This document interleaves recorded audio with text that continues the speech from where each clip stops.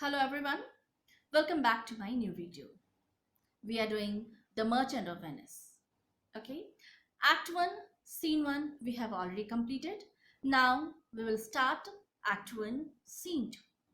So before moving ahead, let us have a little flashback of the end of last scene so that it will help you to connect it with this new scene. Okay, so we learned in last scene that Bassanio was in need of some money in order to finance his journey to Belmont. He went to Antonio and asked for that. But unfortunately, Antonio was not having either ready cash in his hand or any other commodity. But he still was ready to help Bassanio and said that Bassanio can go anywhere in Venice and ask money from anyone on Antonio's credit. Antonio's credit means Bassanio will borrow money and Antonio will return back to the person from whom Bassanio will borrow. Likewise, scene 1 ended. Now, before starting scene 2, let us discuss the introductory part of the scene. Means what are the things going to happen in this scene. So first of all, you must understand that this is the first time in this scene we will be introduced with the very heroine of the scene, that is Portia. Okay, along with that, her maid Nereza, her maid as well as lady in waiting. Okay, but apart from all these things, Nereza was Portia's best friend. She was just like her best friend, as Bassanio is best friend of Antonio. Okay, now another thing, in last scene we were in Venice, but from Venice we'll switch to Belmont. So let us start scene 2, act 1, line by line explanation. Okay, Belmont. A room in Portia's house. Enter Portia and Nereza. So in my previous videos also, I have always told that you must remember the location and the characters. Okay, so now here the location is one of the room of Portia's house, and who are the characters? Portia and Nereza. So the first dialogue is started by Portia. By my troth, Nereza, my little body is aweary of this great world. Okay, by my truth means by my faith. Truly, indeed. Let me tell you, Nereza, that my little body is aweary of this great world, means I'm tired of this huge world.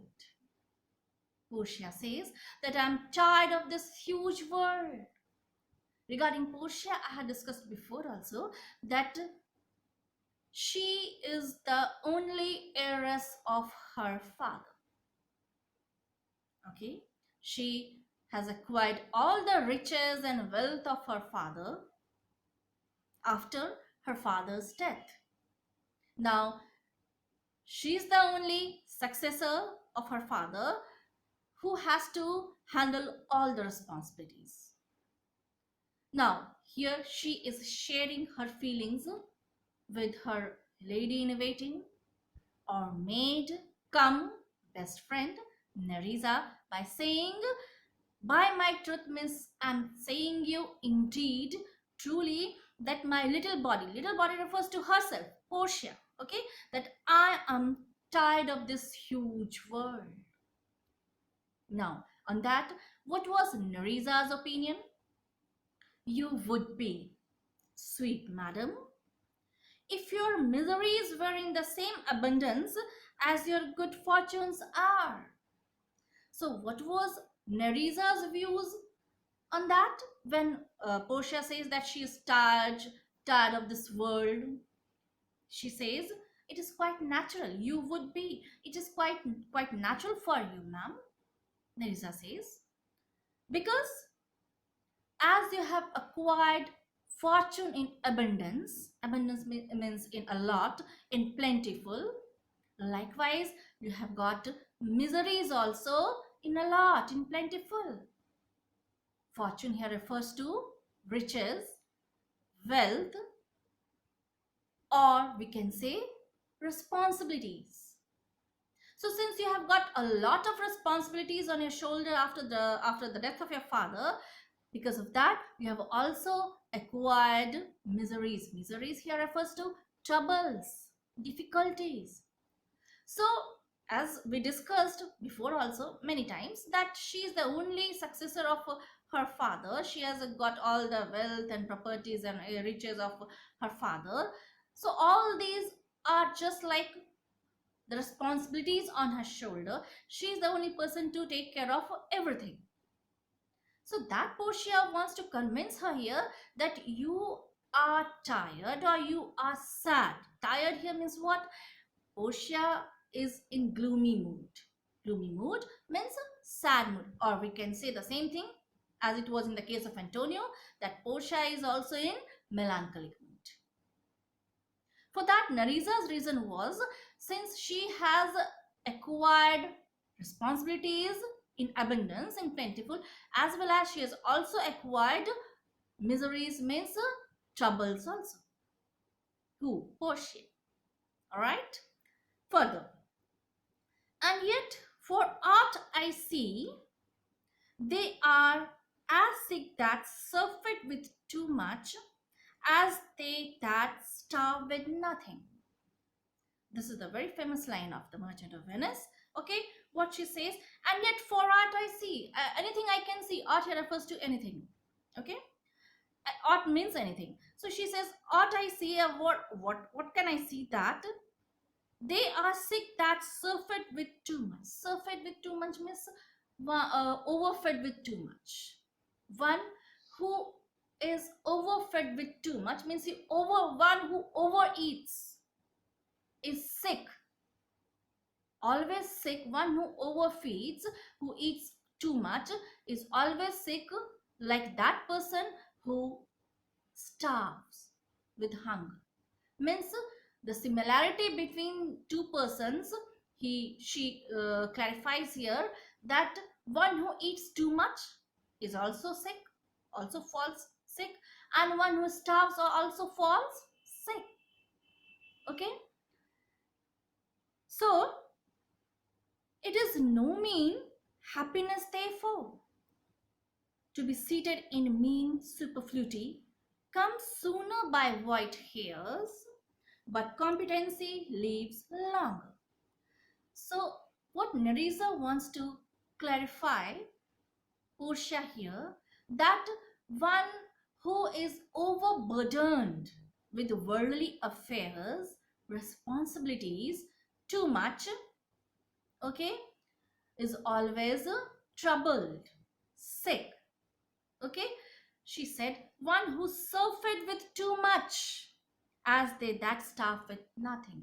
So both the types of persons are sick.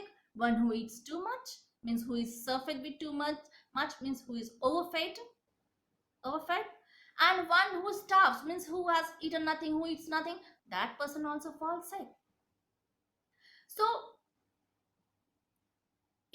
how it is related to Portia?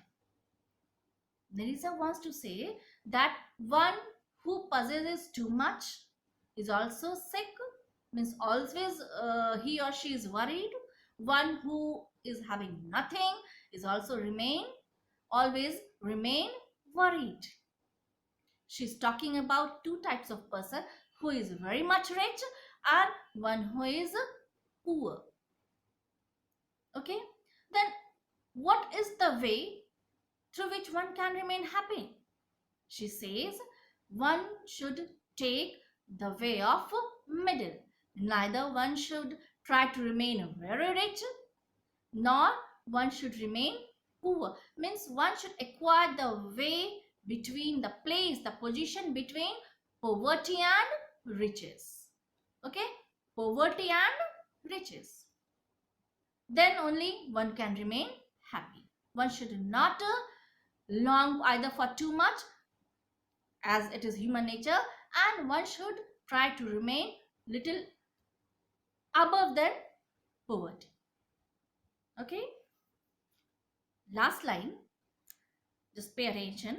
Narisa says, superfluity comes sooner with white hairs. Okay, those who have too much, means one who is very much rich, becomes old very fast. Okay, white hairs refers to old age. Those who have too much becomes old very fast, just because of too much of responsibilities, worries, tension and all. But competency lives long. Competency means satisfaction, contentment. Okay, one who is satisfied lives for longer. Okay, so the solution is that, according to Narisa, that one should be seated in mean. Mean means middle position. Neither one should try to become very rich, or he or she should try to remain little above their poverty. So we should always try to maintain a position between poverty and riches. That was Narisa's suggestion to Portia, when Portia says that her little body is weary of this great world, means she's tired of this huge world. So Narisa, in short, here wanted to make her convinced that this is quite natural, ma'am, because after the death of your father, though you have got a lot of fortunes, that is wealth and all, but at the same time you have got a lot of responsibilities, because of which you have lost your peace and you have become sad or tired. So this was in short, we can say that Narisa's suggestion is that one should not rush behind materialistic thing. Further on this, what is Portia's remark? Good sentence and well pronounced, good words, good speech, and very well said, Portia says to Narisa. Okay, then Narisa's replied, they would be better if well followed. Okay, Narisa says, if you will follow it, if you will follow my words, my suggestion, my advice. What was her advice? To maintain the middle position between poverty and riches. Okay, so it will be better if you will follow it. My words, my suggestions will be better if you will follow it. Now on that remark, Narisa's that remark, Portia gives a long speech. That is her long dialogue. Let us discuss it. If to do were as easy as to know what were good to do, chapels had been churches, and poor men's cottages, princes' palaces. Okay? What Portia says, if it would be as easy to follow what is said, what we say, it is not easy to follow. Okay? She says, if it would be as easy for us to follow whatever we say by own self, then the chapel would become churches and poor men's cottages, means hut, would become palaces. Means whatever we decide or say, if it would be easy to follow, then all the smaller thing will become bigger. All the mean thing will change to great thing. For example, she says chapels will become churches and poor men's cottages, means huts will turn to palaces. Means in short, she says saying is easy, preaching is easy, but following at the same time is not easy.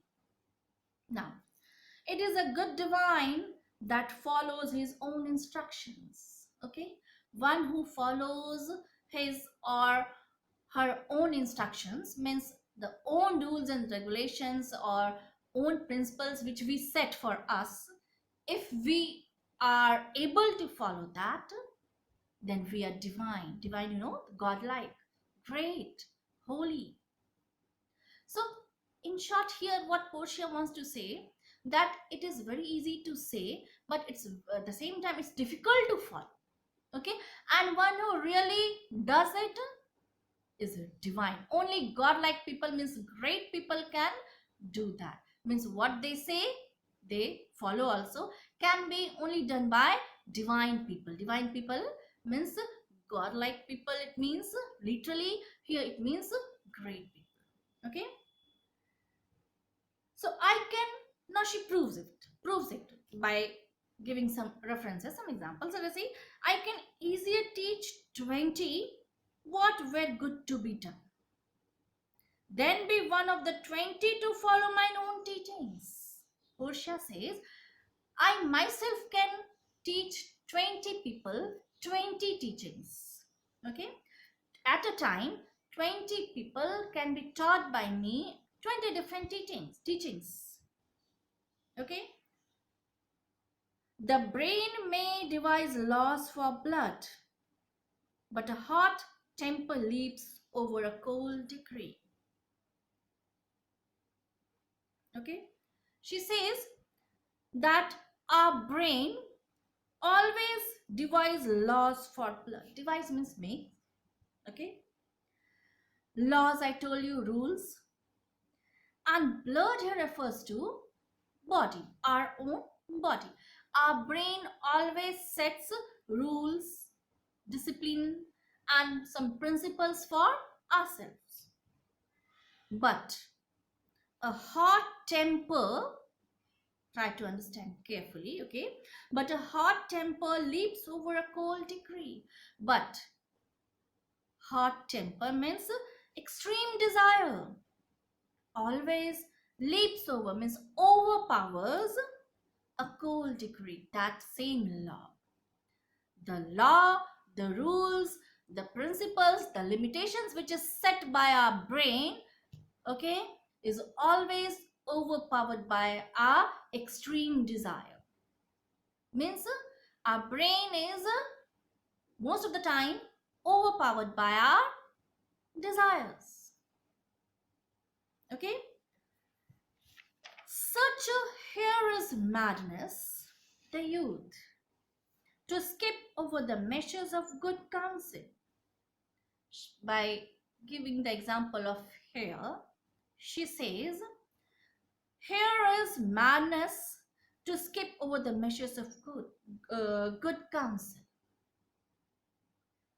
So she tries to clarify here, it is just like the hare who always tries to skip over, means jump over the net, jump outside the net when one's trapped. If a hare is trapped in a net, that hare will always try to jump out of the net, will try to escape out of the net. So here in same manner, our body once feels that it is trapped in its own rules and regulation and limitation devised by brain, the same body, or we can also call it the will, okay, tries to jump out of that good counsel. Good counsel here means good advice. Okay, meshes, meshes, meshes means net. As if a hare is trapped in a net and tries to jump out of it in order to escape from it, in same manner if we are trapped in some limitation, some foundation, though we know that is good, but still because of our extreme desire we try to jump out of that. Means our desire always overpowers our brain, the law, the rules, the principles, the limitations devised by our brain. In short, we can say desire overpower brain. Okay, she tries to prove it by giving the example of here. But this reasoning is not in the fashion to choose me a husband. But when she comes on herself, she says my condition is different. The same reasoning means logic, okay, or the same reference which she has given just now, that wise talk, that example of hair jumping out of net. She says, in my case it is different. Though desires always overpower brain, the limitations, but in my case it is different. It is not fashioned for me, it is not made for me. In my case it is different. In case of what? In case of choosing husband. How she is saying like that? For what reason she is saying like that? It is very important to understand. Just now she said that our desire, extreme desire, always overpowers our limitations. But when she comes on herself, she says that in my case, especially in case of choosing husband, it's not like that. Means she has to marry only that person who selects a right casket. Whether she wants to marry him or she doesn't want to marry him does not matter at all. Further, she clarifies it. Let us see. Let us end her dialogue. Then it will be clear to you. Oh me, the word choose. I may neither choose whom I would nor refuse whom I dislike. Okay. She says here, oh me, means she feels pity for herself. Oh dear me, this word choose pains me a lot. Because she says here, I doesn't have the right either to choose anyone whom I like or refuse anyone whom I dislike. This is very important to understand that Portia can neither choose anyone whom she likes nor can refuse anyone whom she dislikes. Why? Just because of lottery of casket devised by her father. And we know that according to that, the suitor who selects the right casket along with Portia's portrait will be only liable to marry Portia, and Portia was compelled to marry that particular person. For that reason, she says, though in the case of desire, desire always overpowers brain, or that is limitation or the rules, but I can't. In my case, in the case of choosing husband, Portia says, my desire cannot overpower that foundation. I hope this must be clear to you. Now, what she says here, so is the will of a living daughter curbed by the will of a dead father. Like this, the will of a living daughter, one who is surviving, is curbed, means controlled by the will of a dead father. So will of dead father, of course, refers to lottery of casket. Is it not hard, Narisa, that I cannot choose one nor refuse none? Okay, so by questioning this to Narisa, she wants to express her pain that, don't you feel, Narisa, that it is very difficult for me that neither I can choose nor I can refuse? I'm compelled, I'm forced to marry one who will select right casket. Whether I like him or dislike him, doesn't matter. Okay.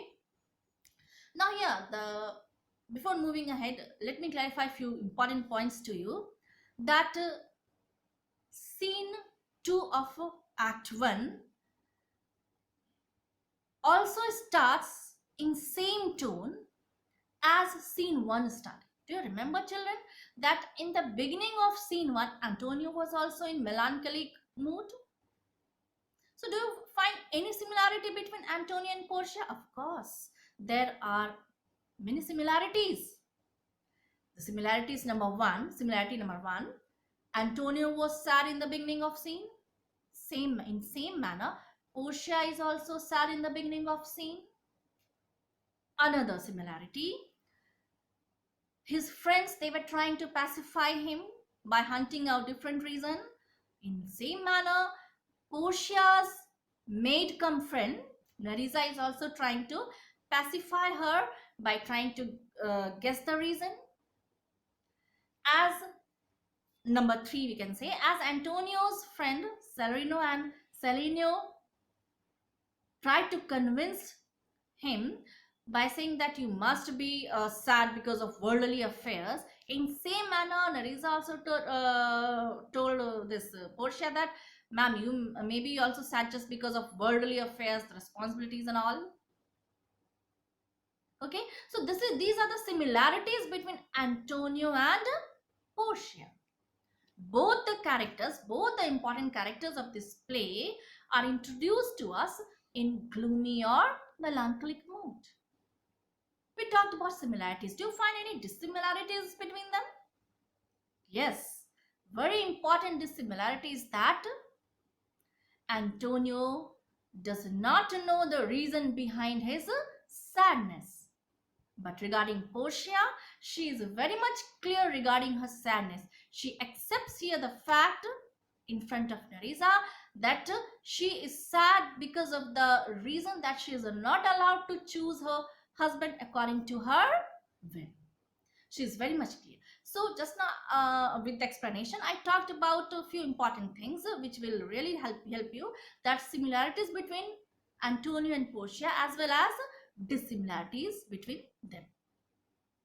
Okay, so today we have completed from line number 1 up to line number 30 of Act 1, Scene 2. For further explanation, wait for my next video. Goodbye.